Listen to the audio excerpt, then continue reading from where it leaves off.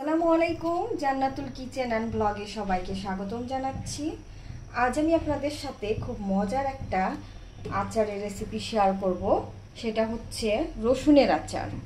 এর জন্য আমি চুলাটা জ্বালিয়ে দিয়েছি আর এর মধ্যে একটা কড়াইয়ে পর্যাপ্ত পরিমাণ সরিষার তেল নিয়ে নিয়েছি। তো তেলটা একটু গরম হতে থাকুক।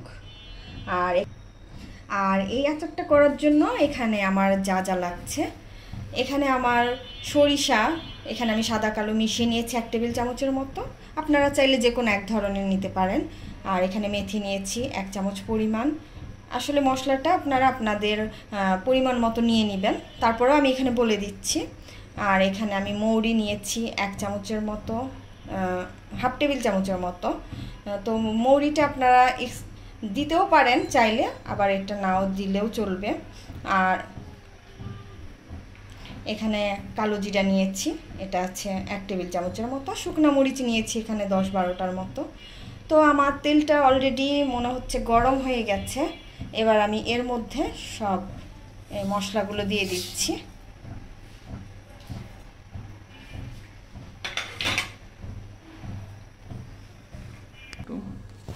আর এই যে এখানে আমি রসুন নিয়েছি প্রায় 4 কাপের মতো। যতটুকু রসুন নেবেন ঠিক ততটুকুই আম নিতে হবে। হ্যাঁ, আমের পিউরিটা নিতে হবে। তো অলরেডি দেখতেই পাচ্ছেন তেলের মধ্যে কিন্তু ফেনা উঠে গেছে। এবার এর মধ্যে আমি রসুনটা অ্যাড করছি। তো আমার রসুনগুলো আসলে ফ্রিজে রাখা ছিল, সে কারণে একটু এমন দেখাচ্ছে।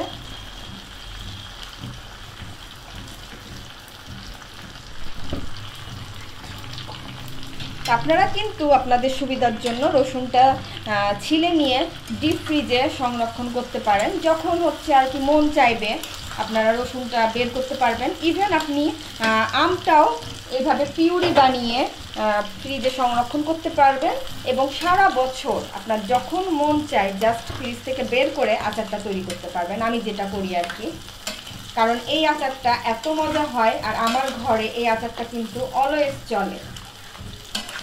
এটা আপনি খিচুড়ি, ভাত, ডাল ভাত এগুলোর সাথে, ভর্তার সাথে খুব সুন্দর এটা যায়।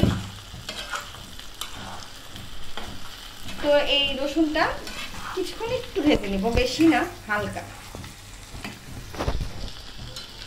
আর এইখানে এই যে আমি হচ্ছে একটু গুড় নিয়েছি, এটা হচ্ছে আপনার আখের গুড়, অল্প একটু, জাস্ট আমটা যদি অতিরিক্ত টক হয় সেক্ষেত্রে একটু দিলে টেস্টটা ব্যালেন্স হয়। তো আমি এই গুড়টা এখনই দিয়ে দিচ্ছি, যেহেতু গুড় থেকেও একটু পানি বের হবে, এই জন্য আমি গুড়টা এর মধ্যে দিয়ে দিলাম। ততক্ষণ এই গুড়টা আর কি গলতে থাকবো।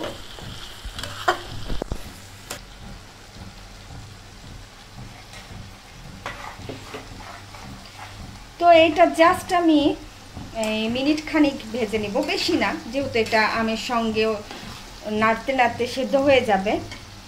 তো এবার এর মধ্যে আমি হলুদ অ্যাড করছি 1 চামচের মতো। আর অলরেডি গুড়টা কিন্তু গলে গেছে, দেখতেই পাচ্ছেন। আর এবার আমি মরিচের গুঁড়া দিব এর মধ্যে 1 টেবিল চামচের মতো।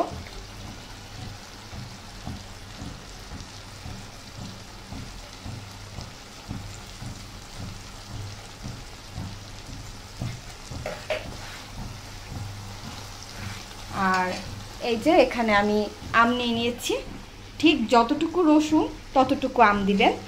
আর এখানে আমটা কিন্তু আমি আগেই হচ্ছে এটা জাস্ট পানিটা শুকাই নিয়েছি, প্যানের মধ্যে দিয়ে নাড়াচাড়া করে পানিটা শুকিয়ে একটু ঘন করে নিয়েছি। এতে করে আচারটা তৈরি করলে আচারটা আর কি তাড়াতাড়ি হয়, সুবিধাও হয় অনেক। তো এই আমগুলো আমি দিয়ে দিচ্ছি।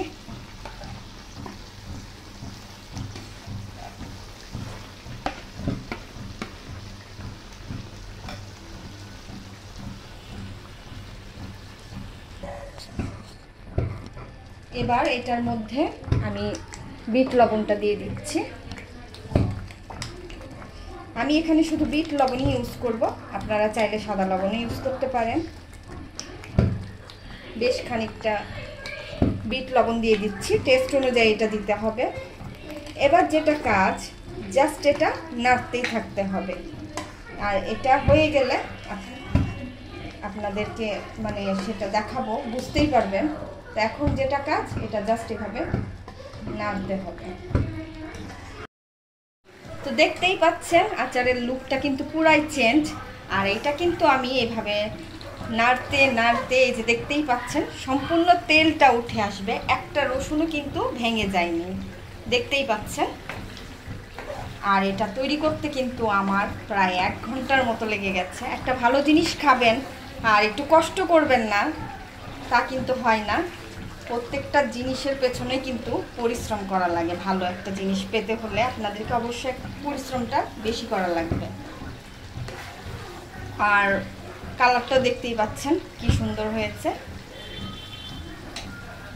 তো এবার আমি চুলাটা বন্ধ করে দিচ্ছি। আর এই আচারটা কিন্তু আমি কোনো ভিনেগার অ্যাড করিনি।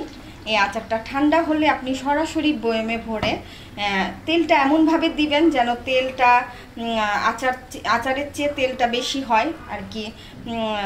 তেলটা যেন হচ্ছে বয়মের উপরে থাকে আর আচারটা যেন নিচে থাকে।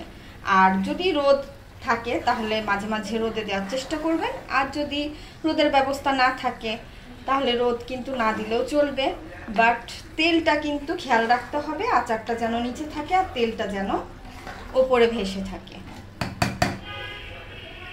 তো দেখতেই পাচ্ছেন এখানে আমার এই যে রসুনের আচারটা রেডি হয়ে গেছে।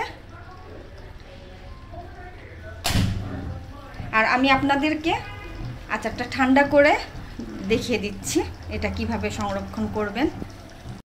তো দেখতেই পাচ্ছেন আচারটা ঠান্ডা হওয়ার পরে এই যে আমি একটা বয়ামের মধ্যে নিয়ে নিয়েছি।